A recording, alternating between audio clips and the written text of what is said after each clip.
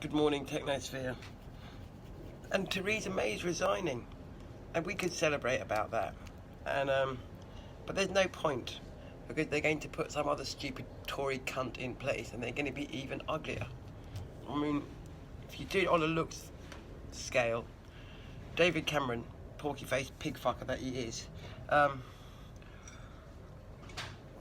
he wasn't quite as repulsive to look at as Theresa May, was he?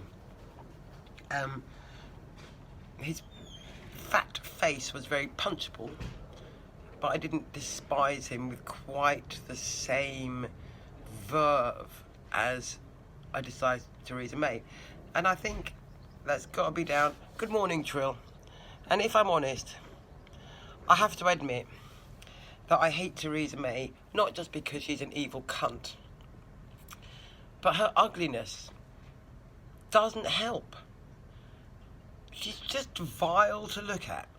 And I'm sorry that I'm influenced by such superficial concerns. But the bitch is ugly. And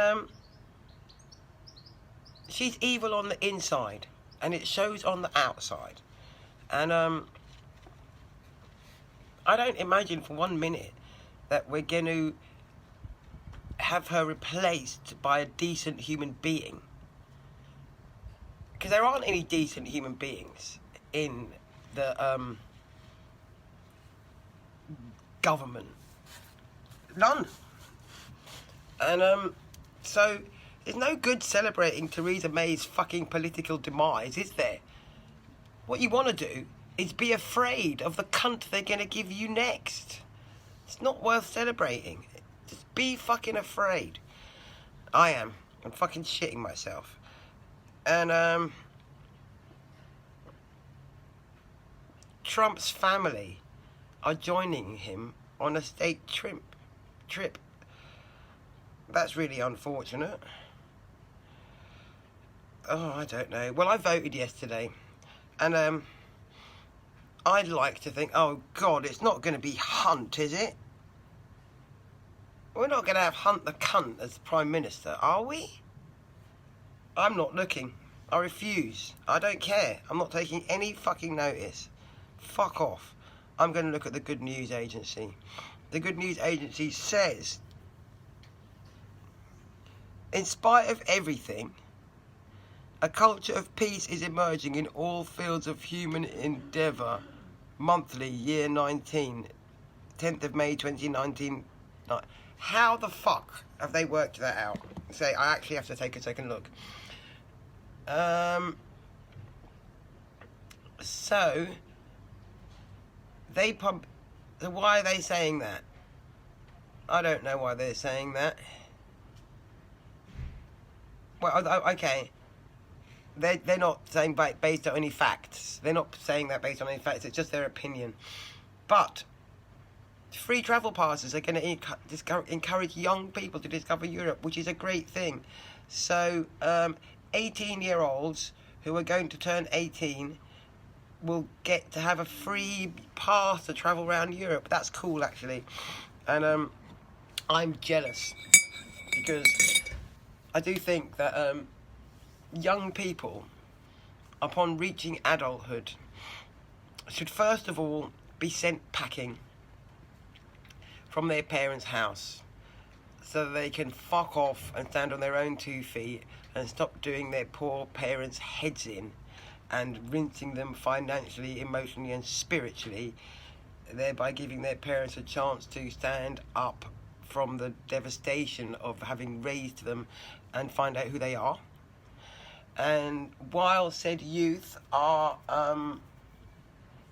sent packing and travelling around Europe or the world, which should be a state provision, because anybody that doesn't have a view of themselves as a global citizen is deeply problematic on a societal level.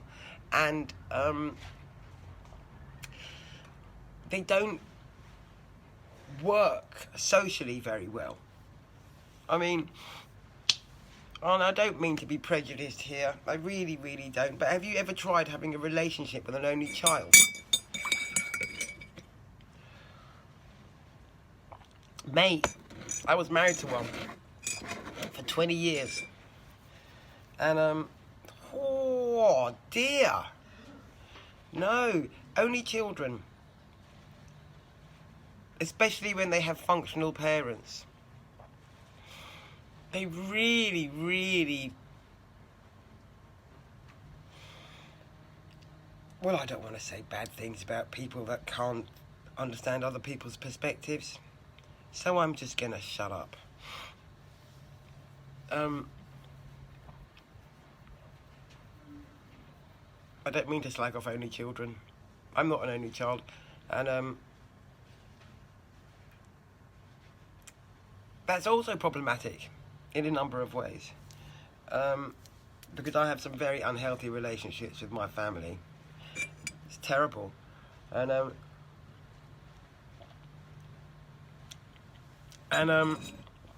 so perhaps, you know, the sibling advantage, disadvantage thing balances itself out, because if you're only child of two functional parents, at least you'll grow up with the impression that somebody gives a shit.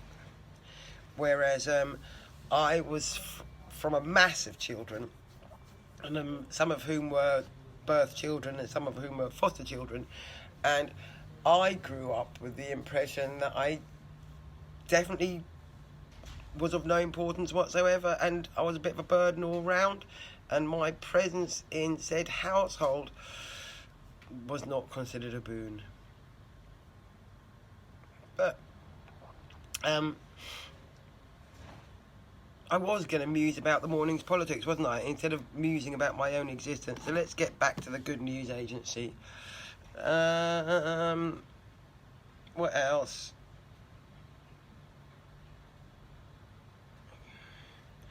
It's not laid out nearly as nicely as the news. There's no pictures. Monaco ratified the Council of Europe Convention on laundering, search, seizure and confiscation of the proceeds from crime and on the financing of terrorism. Is that good news? It's in the positive news thing. They've decided to take into account that not only terrorism could be financed through money laundering from criminal activity, but also through legitimate activities. Well, that's a fair point, because terrorism could be funded through any means. So, unless you're going to go, please don't fund terrorism, whether the money's illegal or illegal, you're going to be pissing in the wind, aren't you?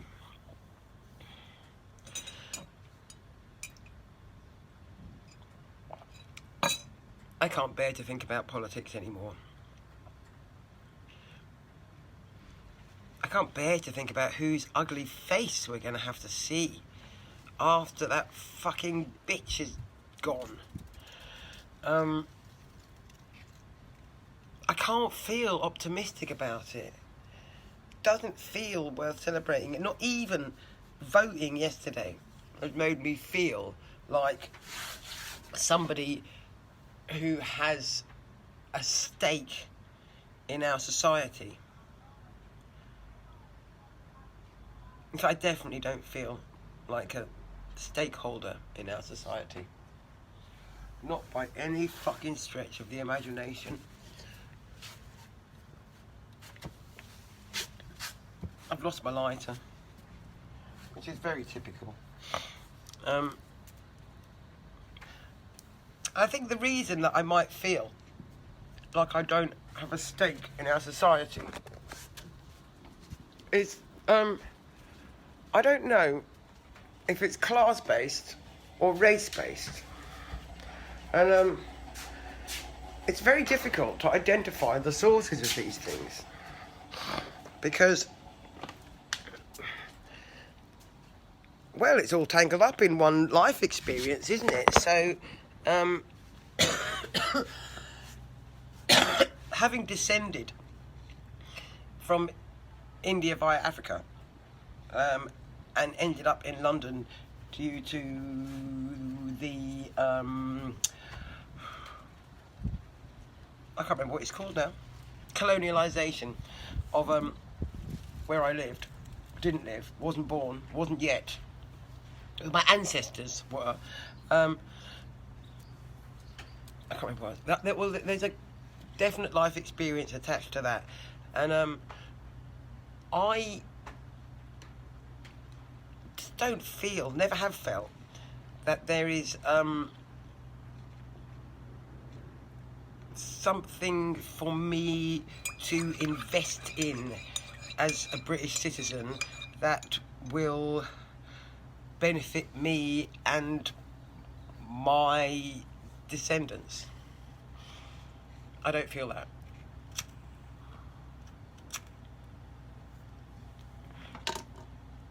Sean McGovern. Hello, Sean McGovern. There's another person I haven't met. Yeah, I don't feel that I have a stake in anything in this country. I feel like I'm in it. I'm not definitely in it. But I don't feel that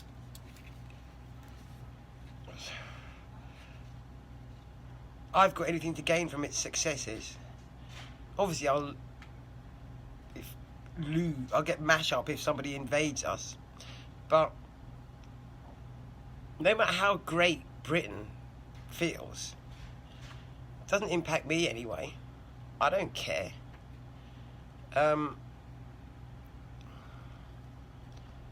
when they all talk about making Britain great again, I'm like, what are you going to do? Bring back slavery? Oppress everyone more?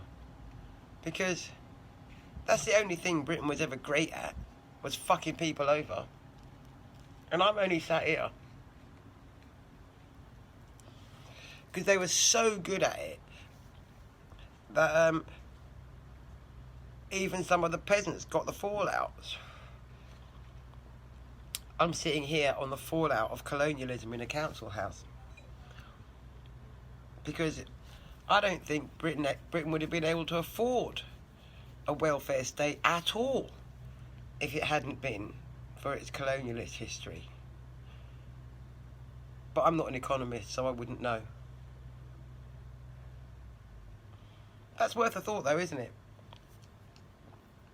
To what extent did Britain's colonialist income facilitate the development of the welfare state that we are currently dismantling? Least said, soonest mended. Yes, answers on a postcard. To what extent is the profiteering of colonialist exploits a factor in the development of the UK welfare state?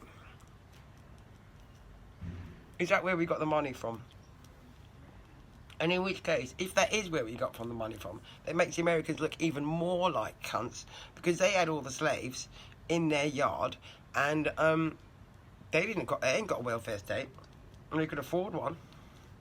I mean, we haven't got much of one now. But did we pay for it with colonialism? I think we might have done, but I don't know, and I don't know how to work it out. If anybody does know how to work it out, that'd be great. Somebody could engage in these monologues with me, and then it'd be a dialogue. That would be really great.